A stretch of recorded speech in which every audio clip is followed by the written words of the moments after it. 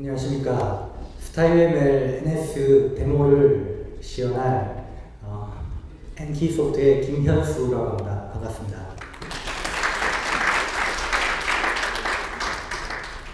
오늘 저는 참 감회가 깊은 날이기도 한데요. 1998년도에 스타일ML을 처음 개발할 때 자취방에서 이제 처음 스타일ML을 만들 때 그때는 스타일ML이 아니었고 옛날 회사 이름을 아시는 분들은 플라스틱 소프트웨어였습니다. 그래서 그때 플라스틱을 자취방부터 개발하고 저희가 스타일ML이라고 2005년도에 새롭게 이름을 바꾼 다음에 그리고 2006년도에 오픈소스화 하면서 이제 그 이후로는 이제 아주 작게 마이너한 버전은 됐지만 실질적으로 큰 메이저 업그레이드는 되지 않았었거든요. 근데 이제 2014년이 되어서 거의 2006년 기준으로 볼 때는 7년 만이네요. 이제 새롭게 스타일ML의 자기 버전을 여러분들한테 소개하는 자리를 오늘 가지게 돼서 저는 제 개인적으로 굉장히 뜻깊은 날이고요. 개발자로서도 많은 분들한테 이제 새로운 버전을 알려드리고 그 버전에 대한 어떤 감흥이나 어떤 느낌을 제가 직접 이렇게 들을 수 있는 자리가 돼서 저한테는 굉장히 오늘 뜻깊은 자리인 것 같습니다. 지금까지 오랜 시간 이제 많이 파워포인트 위주로 많이 설명을 드리셔서 좀 지루하실 텐데요. 제가 이제 준비했던 데모는 대표이사님이 서두에 하신 부분에 대해서 조금 더 상세하게 제가 진행을 할 예정이고요. 데모는 데모를 30분씩 이렇게 진행하지는 않을 것이고요. 진행 중간중간 필요한 부분은 진행하고 그리고 필요한 내용이나 궁금하신 사항이 있다면 FAQ 위주로 좀 더 진행을 하도록 하겠습니다. 제가 준비한 장표는 그렇게 많지는 않은데요. 저희가 제품을 준비하면서 스타일ML의 뉴스타트 버전의 키피처는 뭘로 가져가야 될까? 물론 앞 시간에서 굉장히 많은 얘기들을 많이 하셨습니다. 근데 저희가 개발자적인 입장에서 이번에 키피처로 어떤 걸 가져가야 될 것이냐라고 생각했을 때 다음과 같은 5가지 정도의 피처가 킬러 피처라고 그렇게 생각했습니다. 저희는 스타일ML NS는 더 이상 UML 모델링 툴이 아닙니다. 저희는 메타 모델링 툴입니다. 무슨 얘기냐면 저희는 이제 UML 모델링만을 하기 위한 툴은 절대 아니고요. ERD를 그리기 위해서 ERD 노테이션을 확장한다든지 BPM으로 간다든지 아니면 또 다른 영역에서 모델링을 하고 싶다. 그러면 모델링 노테이션을 사용자가 직접 확장할 수 있고 그 도메인에서 필요한 모델들을 직접 정의하실 수 있습니다. 저희가 정의해드릴 수도 있겠지만 여러분들이 직접 손쉽게 정의할 수 있도록 그런 수단을 제공할 것이고요. 그래서 저희가 말하는 것은 저희는 UML 모델링 툴이라고 한다기보다는 메타 모델링을 위한 메타 모델링 플랫폼이라고 저희는 말하고 싶습니다. 스타일ML이 UML 버전으로 나올 때는 그냥 UML에 대한 메타 모델링 어플라인이라고 그렇게 받아들여 주시면 좋겠습니다. 자세한 내용은 이제 또 데모를 하면서 또 한번 설명을 드리도록 하고요. 그리고 또 한 가지는 기존의 스타일ML이나 아니면 다른 모델링 툴들은 다 파일 베이스로 CVS나 SVN이나 이런 것들을 통해서 모델링 파일들을 파일 베이스로 서로 주고받았습니다. 그리고 만약 공유해서 협업을 하고 싶다면 파일 베이스에서 좀 더 작은 단위로 모델 파일들을 쪼개서 서로 교차하는 그런 방식으로 공동 작업을 했었는데요. 그러다 보니까 머징이나 이런 부분에서 오브젝트에 대한 어떤 아이덴티티가 꼬여지거나 이런 부분이 생기면서 실제 머징하기가 상당히 힘들어지는 그런 부분도 많이 발생했고요. 그리고 제가 부산에서 모델링을 하고 있는데 서울 본사에 있는 아키텍트가 이거 모델링 내용이 합당하지 않다라는 걸 실시간으로 확인하고 싶지만 그것 또한 좀 쉽지 않았다는 것이죠. 그래서 저희는 이런 협업을 실시간으로 이루어내기 위해서 메타 리파지토리라는 앞 시간에서 열심히 많이 말씀을 드렸는데요. 저희 모든 솔루션들은 메타 리파지토리 기반으로 모든 데이터를 다 통합할 것입니다. 그래서 메타 리파지토리를 통해서 DB를 기본으로 사용하고 있습니다. 그래서 그것을 통해서 실시간으로 협업이 가능할 수 있는 그런 환경을 제공할 예정입니다. 그리고 세 번째 저희가 강조한 피처는 대표이사님 프리젠테이션 할 때 잠시 데모를 보여드린 것처럼 추적성에 대한 가시화 부분입니다. 98년 이후로 스타일ML을 만들고 열심히 팔로 다녔습니다. 모델링을 해야 됩니다. 모델링이 중요합니다. 모델링을 해야지 소프트웨어가 품질이 올라갑니다. 열심히 얘기했는데 대부분의 분들은 모델링을 하실 때 비지오나 파워포인터를 쓰셨습니다. 저희보다 비싼 레셔널로즈나 아니면 그 외에도 많은 툴들이 있었지만 본질적으로 정말 모델링을 하시는 분들이나 대다수의 분들은 파워포인터나 비지오로 하고 그것을 했더니 이제 문제가 뭐냐면 그것은 그림일 뿐이죠. A라는 객체가 파워포인터 1번 슬라이드에 있었는데 10번 슬라이드에 A가 등장하지만 그 A와 10번 슬라이드에 있는 A는 같은 객체는 아닌데 사실은 그림이 같은 이름을 가진 그림일 뿐인 거죠. 그런 식으로 많이 사용하다 보니까 나중에 추적성을 표현하기 위해서 감리하시는 분들한테 이제 감리를 받기 위해서 요구사항 추적표라는 엑셀 형태로 아이디를 따서 그런 식으로 관리를 하는 또 문서를 만들었습니다. 근데 아시다시피 여기에는 고객사에서 계시는 분들도 있고 아니면 SM이나 혹은 프로젝트를 직접 수행하시는 PM분도 계시겠지만 그것의 효용성이라는 게 그다지 높지가 않습니다. 왜냐하면 누군가가 싱크를 제대로 한번 맞추어 주지 않으면 그 요구사항 추적표라는 것의 가치가 전혀 없어지는 거거든요. 그리고 싱크가 맞아졌다고 하더라도 그 요구사항 추적표 안에 있는 객체의 내용들은 수백 수천 개인데 그걸 파악하기도 쉽지 않습니다. 무엇과 무엇이 관계가 있고 그것이 변경이 되었을 때 얼마만큼 유지보수 비용이 늘어날 건지 아까 이제 앞 슬라이드에 개발자의 수신호 이렇게 얘기했습니다. 그건 제가 한 게 아닌데요. 이런 거죠. 추적성을 파악하기 위해서 열심히 따라갔지만 실제 정작 만든 사람이 아니면 잘 파악하기 힘든 그러나 이제 고객 입장에서는 그래도 안심이 되는 거죠. 요구사항 추적표가 있으니까 그걸 따라가면 어떻게든 되겠지. 싱크가 맞지 않으면 의미 없는 추적표입니다. 저희는 이런 트레이스빌리티를 아까 대표이사님 시연에서 보여드린 것처럼 3D로 가시화를 하기로 했습니다. 3D로 왜 했냐면은 평면적으로 볼 때 수많은 데이터가 겹쳐져 있을 때 그것을 판단하기 쉽지 않습니다. 2차원의 엑셀 매트릭스를 아무리 크게 여기서 저기까지 쭉 늘어놓고 본다 하더라도 그것이 그 매트릭스를 보았을 때 즉시 관계를 파악하고 전체를 개간할 수 있는 힘이 있느냐? 그렇지 않다라고 저희가 봤습니다. 그래서 트레이스빌리티에 대한 비주얼라이제이션 기능을 저희 핵심 피처라고 생각했습니다. 이를 통해서 실제 영향도를 빨리 분석할 수 있게 하고 그리고 유지보수 비용이 만약 올라간다면 어떤 부분에서 올라갈 것인지를 고객이 감리를 부르거나 혹은 설계를 했던 사람을 부르거나 개발자를 부르지 않고 고객이 바로 클릭해서 이만큼 관련이 있었어 라고 판단할 수 있는 자료를 제공하는 것이 저희의 키피처라고 생각했습니다. 그리고 여러분들이 많이 이제 요즘 정부은행이나 이런 금융권에서 시도를 많이 하고 있는 그런 기법들에 대해서 많이 들어서 아시겠지만 저희는 MDA 트랜스포메이션을 위한 트랜스포메이션 엔진과 플랫폼을 제공하고 있습니다. 이것이 저희가 볼 때는 키피처라고 생각합니다.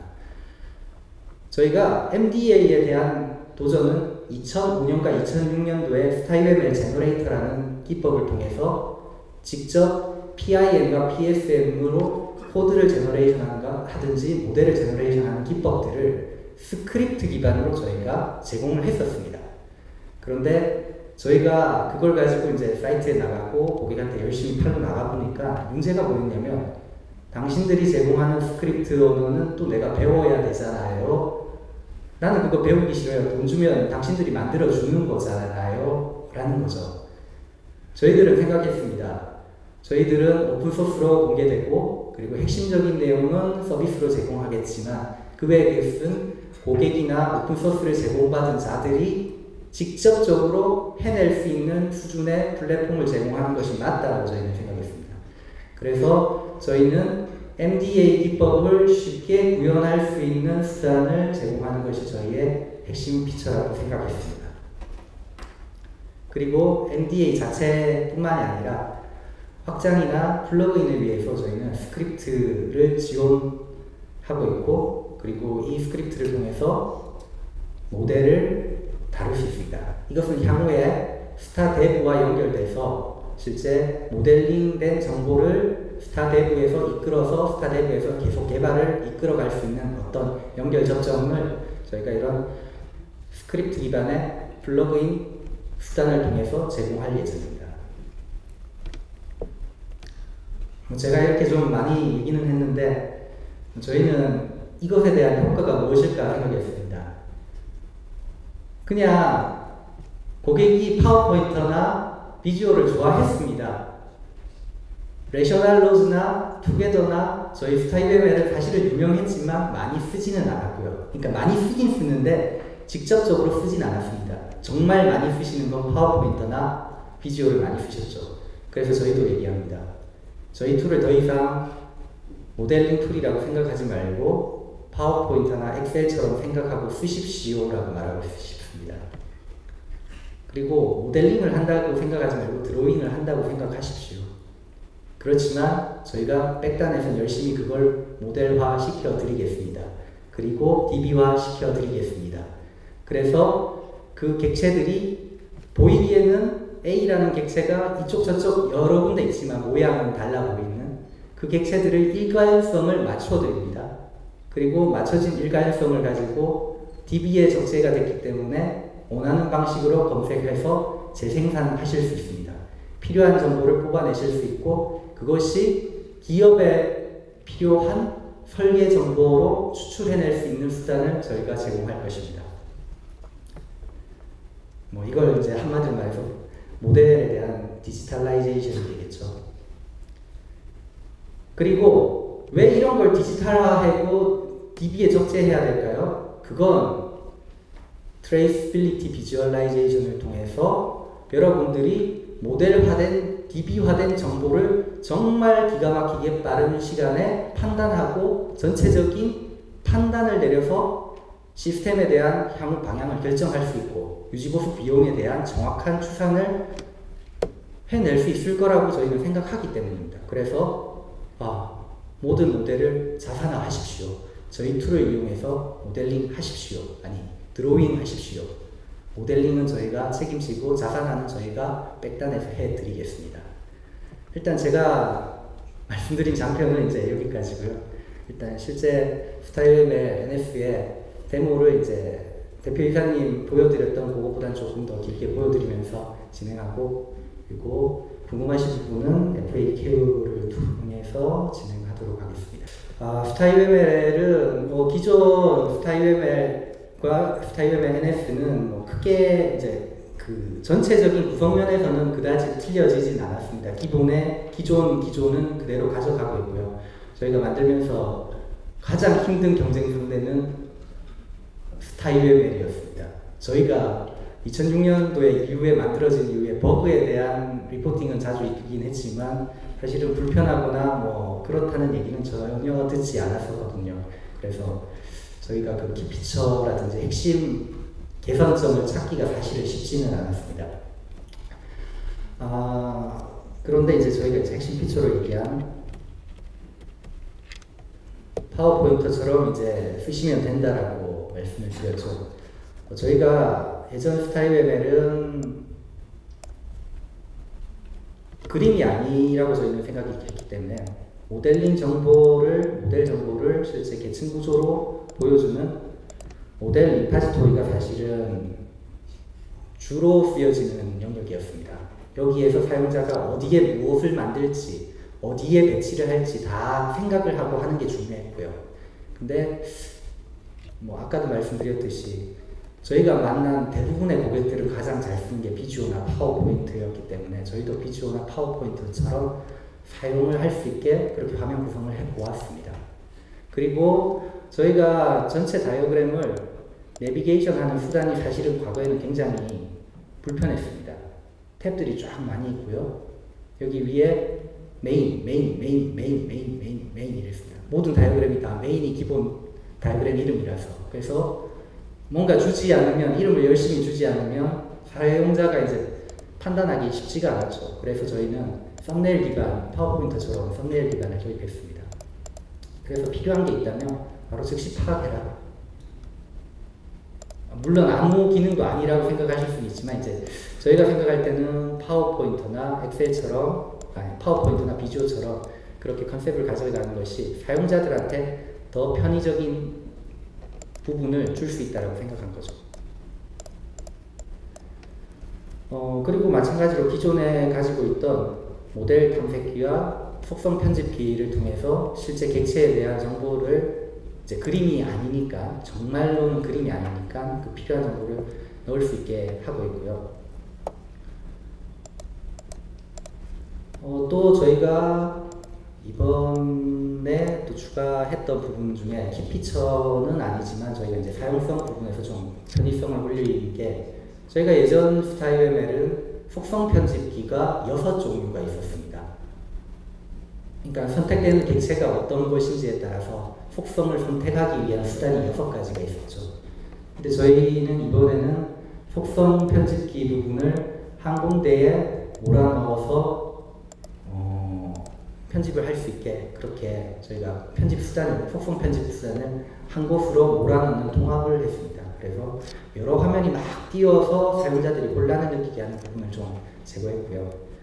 이런 부분은 좀 세세한, 그러니까 미미한 부분이긴 하지만 저희가 이제 좀 약간 편의성에 대해서 고려해서 저희가 개선한 부분이 되겠고요. 그리고 제가 저희 스타일ML은 더 이상 UML 모델링 툴이 아니라고 했습니다. 저희가 메타 모델링을 위한 플랫폼이라고 말씀을 드렸는데요. 저희 스타일ML이 과거에 UML 모델링을 하기 위해서 UML 부분에 존재하는 클래스가 300개 있었습니다. 그 클래스를 300개를 구현을 실제 코딩 안에 300개에 대한 클래스가 녹아 있었고요. 그래서 저희가 실제 드로잉하는 기능이 있긴 있었지만 나머지 300개의 클래스를 뜯어내고 이제 진행하기가, 다른 모델링 툴로 전환하려고 저희가 할 때는 좀 쉽지가 않은 부분이 있었죠. 그래서 이번에 저희는 극단적으로 코드의 양을 줄이고 나머지 코드의 정보는 그냥 데이터로 존재시켰습니다. 그러니까 모델링 데이터, 모델링 속성, 모델링 뷰, 그러니까 뷰가 어떤 식으로 구성되어야 되는지, 모델에 대한 속성은 어떻게 구성되어야 되는지, 다이어그램은 어떤 뷰들을 가져야 되는지, 다이어그램은 어떤 노드, 그러니까 사각형 모양으로 된 노테이션들을 들고 있을지, 다이어그램은 어떤 선 모양을 들고 있을지를 다 저희는 코딩이 아닌 이런 편집창을 통해서 직접 입력할 수 있는 수준으로 저희가 만들었습니다. 그래서 지금 이 부분에 보면 저희는 전체 모든 요소는 모델이라는 것에서 시작을 하고요. 그리고 모델 하위에 이런 각자의 객체들이 존재합니다. 그리고 이 모델을 실제 눈에 보이지는 않는 녀석들이고요. 모델과 바인딩돼서 실제 시각적으로 보여지는 요소는 사각형으로 보여지는 요소들이 있을 거고요. 그리고 선유로 보이는 요소들이 있을 겁니다. 그리고 다이어그램이 있을 텐데, 이 다이어그램은 예를 들어서 제가 지금 유스케이스 다이어그램입니다. 유스케이스 다이어그램이 있다면 선택을 하고, 유스케이스 다이어그램에 저는 지금은 액터와 요구 유스케이스밖에 없지만 난 이번에 컴포넌트도 추가해서 모델링을 하고 싶어 라고 하면 드래그해서 뷰를 드래그해야 됩니다. 드래그해서 넣고 OK를 누르게 되면 여기 컴포넌트가 추가된 거 보이시죠? 실제 저희가 이번 스타일ML NS를 짤 때 300개의 클래스를 위한 코딩은 전혀 하지 않았습니다. 이런 방식으로 메타 정보를 클릭해서 열심히 입력하는 방식으로 저희가 스타일ML의 지금 형상을 만들었고요. 그리고 반대로 이 기능은 여러분들에게 제공될 겁니다. 이 편집창은 그대로 제공될 것이고요. 그래서 여러분들이 만약 이 알림이 마음에 들지 않는다, 그러면 저희 것에서 불필요한 것은 드러내고 ERWin을 위한 노테이션을 만드는 걸 클릭해서 추가하고 모델링 한 다음에 하면 ERWin과 같은 ER 다이어그램 드로잉 툴이 될 수도 있고, 아니면 BPM을 위한 툴이 더 강력하게 원한다면 UML에서 다른 부분은 다 제거하고 BPM을 위한 툴로 사용하시면 되겠습니다. 이런 식으로 실제 모델링을 위한 데이터 모델 정보, 그리고 그것이 시각화되어서 보여지는 뷰 정보, 그리고 그 뷰들을 관리하는 다이어그램, 이것들을 나누고 그것들을 정의할 수 있는 메타 시스템을 저희가 구축했습니다. 그리고 이 모든 메타 시스템은 DB 안에 다시 구축될 겁니다. 그게 무슨 얘기냐면, 조직에서 ITSM이 있습니다. EA를 해야 됩니다. IT의 트렌드가 바뀝니다. 조직에서 계속 모델링을 해야 되는데 모델링 노테이션이 바뀝니다.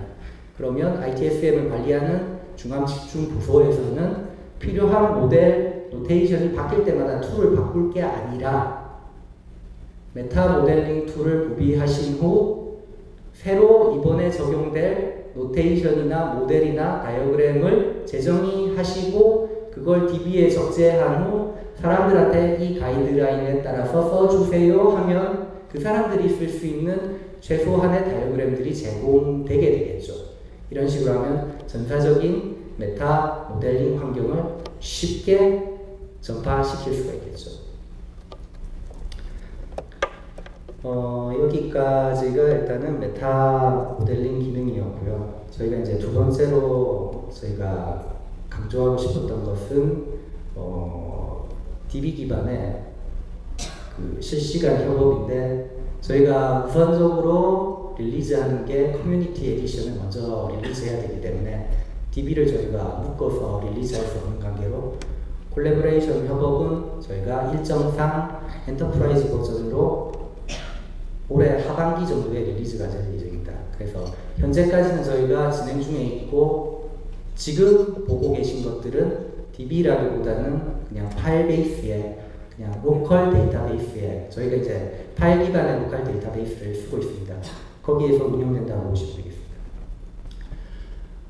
그리고 저희가 핵심 피처로 또 다루고 있는 것 중에 하나가 트레이스빌리티 비주얼라이제이션이 되겠는데요. 일단은 제가 좀 전체적인 정보가 있는 화면을 좀 우선 보겠습니다. 먼저 저희가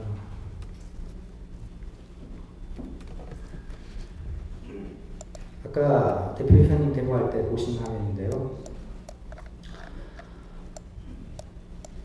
사실은 보통 파워포인터로는 뭐 BPR이나 BPA 뭐 이런 거 한번 하면은 뭐 한 100장, 200장은 그냥 나옵니다. 그리고 거기에 이제 부가적인 정보도 굉장히 다큐멘테이션이 많이 되고요. 그런 정보를 회사에서 전사적인 자원을 관리하는 분들이 봤을 때 몇 분 만에 그걸 정확하게 판단하실 수 있을까요? 그리고 그걸 그리는 컨설턴트 분들이 일시에 빠진 다음에 그걸 받아서 이제 실제 BPR을 한 걸 구현을 해야 되는 분들이 그 그림을 받았을 때 그 그렸던 컨설턴트 분들이 빠졌을 때 어디를 바꾸면 무슨 일이 생길지 어떻게 다음에 들어오는 분들이 인수인계가 전혀 없는 상황에서 판단할 수 있을까요? 저희는 그런 문제에 좀 집중해 봤습니다. 실제 회사에서 일어나는 대표적인 문제들이니까요. 그리고 SI가 요즘은 이제 들어왔다가 회사 통째로 들어왔다가 빠지고 SM이 받으면 SM 회사가 달라지면 전혀 메인터넌스 거의 불가능합니다. SM이 거의 개발하다시피 하면서 비용은 SM 비용을 받으면서 개발을 하겠죠.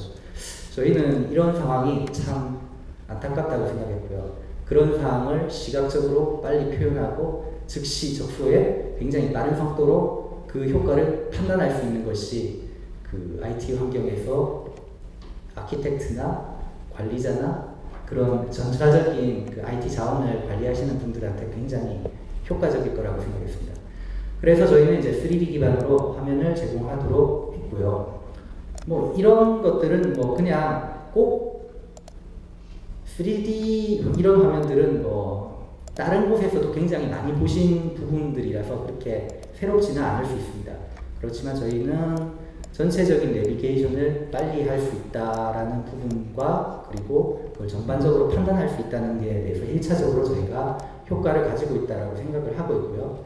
그 다음에 아까 말씀드린 것처럼 무언가를 바꾸려고 할 때 혹은 무언가가 있을 때 그것이 어디에 영향을 미치는지 어떻게 판단할 수 있을까요? 요구사항 추적표를 본다고요? 저는 쉽지 않다고 봅니다. 그래서 저희는 요구사항 추적표만큼 뛰어난 것을 제공해야 된다라고, 그거보다 더 편리한 수단을, 그래서 3D 기반으로 필요한 내용들을 빨리 판단할 수 있게 해야 된다고 생각했습니다. 여기 보이시는 망원경 버튼이 있는데요. 이 버튼을 누르고 제가 파악하고자 하는 대상 객체를 한번 클릭해 보겠습니다. 그러면 이 객체에는 보면 속성으로는 이런 것들이 있습니다. 아, 추적성이 지금 걸려 있다. 이런 서브 액티비티나 액션 스테이트나 클래스나 패키지 등의 추적성이 걸려 있다. 이 정보는 어떻게 나오는 걸까요? 엑셀에 열심히 기입하시던 그 정보들입니다. 근데 그게 이걸 보고 이제 판단을 하실 수 있겠습니까? 이게 어디에 영향을 주는지 저희는 그때 이런 그림을 보라고 말씀드리겠습니다. 분명히 노란색으로 된 이 부분에 무언가가 영향을 주고 있습니다. 이것에 대한 영향이 미치고 있습니다. 아, 그러면 영향받고 있는 게 뭔지 한번 찾아가 보겠습니다.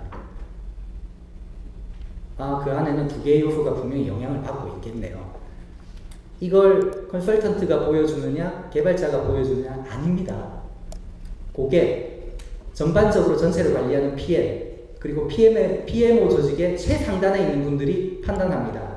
그리고 여기 있는 게 유스케이스인데 유스케이스에서 이 유스케이스를 변경해야 돼. 그때 SI 업체입니다. 또 다른 컨설턴트 업체입니다. 비용 산정해 주세요. 그러면 며칠 걸리죠? 아시지 않습니까? 엄청나게 오래 시간도 걸리고, 그리고 펑션 포인터 열심히 해서 엑셀로 쫙 쏴서 얼마 든다고 합니다. 근데 그 비용에 대해서 아, 정말 이게 내가 납득할 만한 이유에서 나온 비용인가? 라고 생각하실 겁니다. 개발에 근접하거나 그 그림을 직접 그렸던 사람들, 요구사항 매트릭스를 정말 그렸던 분들은, 작성하셨던 분들은 그 근거에 대해서 어느 정도 이해를 하겠지만 PMO 조직 혹은 관리 조직 혹은 고객은 판단하기 힘듭니다. 그때 저희는 이런 3D 비주얼라이제이션을 통해서 고객이 그래, 필요한 게 있어? 전체 회의, 아침 회의 한번 하자. 빨간 게 있네? 그럼 뭘 바꿔야 되는지 이 담당자 얘기해봐. 얘기 들었습니다. 저기 또 있네? 그럼 저 담당자 얘기해봐. 얘기 듣습니다. 그래, 좀 합리적인데 그 납득할 만한 비용이 들 것 같아. 저 뒤에도 뭔가 영향을 받고 있네? 그래. 그 사람이 그런 이유로 한다라고 했을 때 고객과 개발업체가 서로 윈윈할 수 있다고 생각합니다. 정확한 요구사항 변경 혹은 메인터넌스에 대한 비용을 추산할 수 있을 테니까요. 그렇다고 이제 감리하시는 분들의 역할이 떨어진다는 건 아닙니다. 그런 분들은 감리를 더 빠르고 효과적으로 수행할 수 있으니까 감리하는 분들한테도 굉장히 효용성이 있다라고 보여지겠죠. 그리고 감리하시는 분들이 앞으로 얘기할 때 엑셀 작성하세요, 파워포인트 작성하세요, 그런 얘기 안 하십니다. 모델링 하세요. 추적성 정확하게 확보하세요. 그렇지만 그거 파워포인트로 열심히 출력해서 200장 나한테 주면 의미 없습니다. 나하고 그냥 커뮤니케이션 합시다. 네. 우리가 말하는 모델링 환경은 이렇게 해야 된다라고 봅니다. 고객도 저희가 열심히 그랬습니다. 모델링 하세요, 모델링 하세요, 모델링 하세요. 고객은 말합니다. 난 파워포인트로 막 그려도 충분한데 그거에 대한 가치를 난 못 느끼겠는데, 고객이 가치가 있다라고 판단할 수 있을 거라고 생각합니다.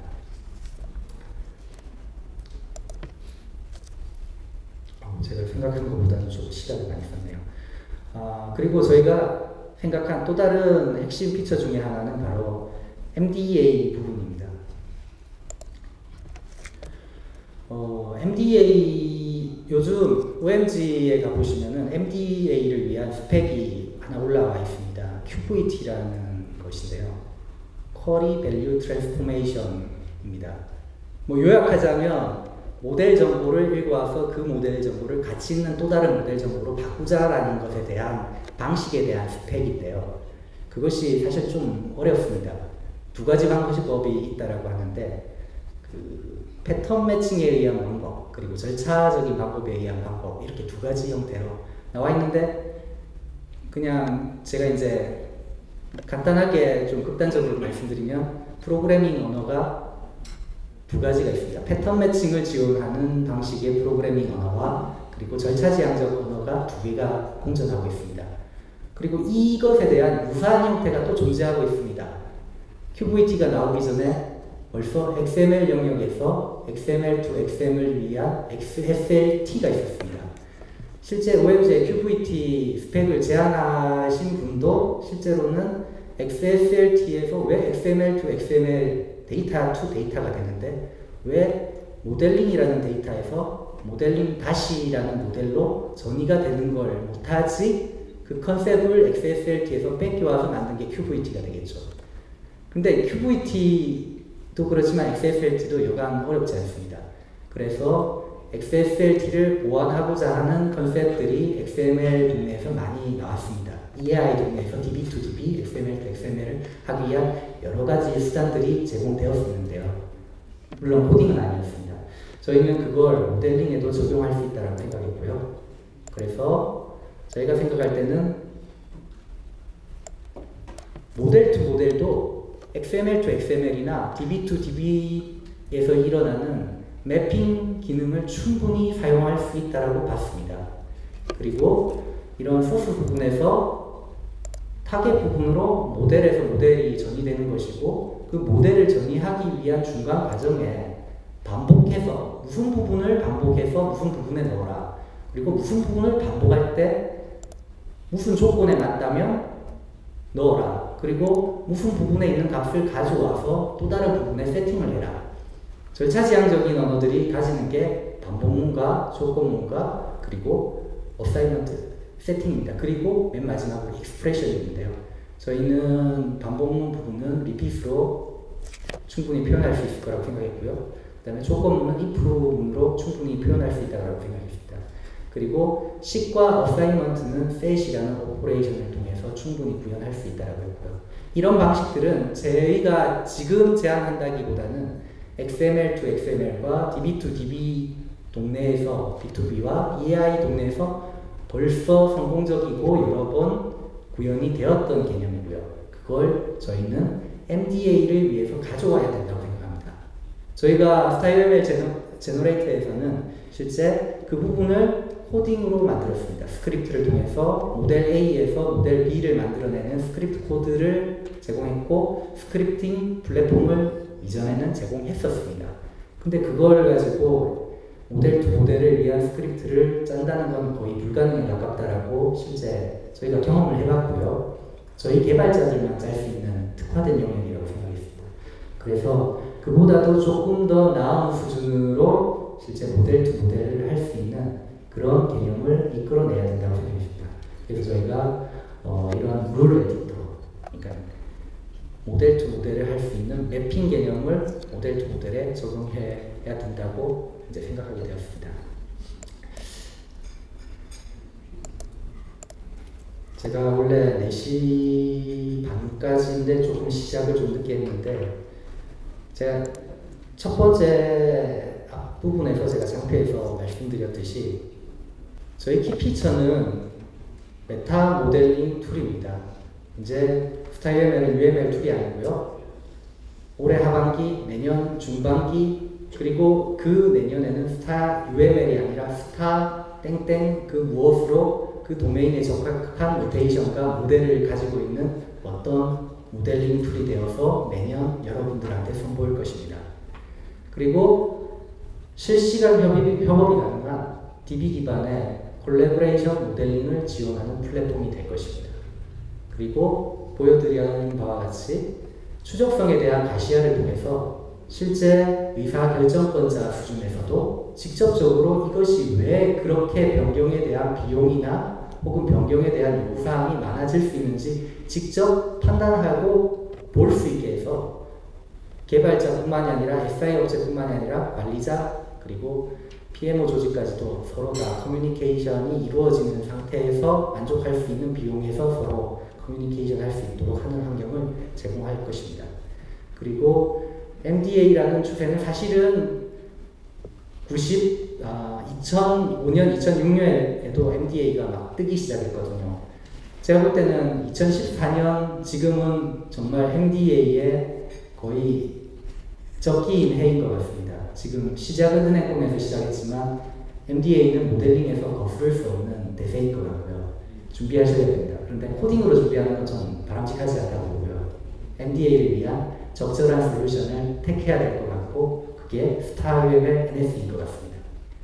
그리고 저희는 여전히 오픈소스이고 많은 개발자들이 저희 프로젝트에 합류하기를 원합니다. 그리고 고객들이 더 좋은 솔루션을 저희 커뮤니티에 기여를 해서 저희 스타일ML NS가 더 풍족해지기를 원합니다. 그러기 위해서 저희는 스크립트 기반의 확장성 플러그인 수단을 제공합니다. 제가 좀 지루한 얘기를 많이 했었는데요. 제가 이제 지금까지 준비한 시험과 장표는 이제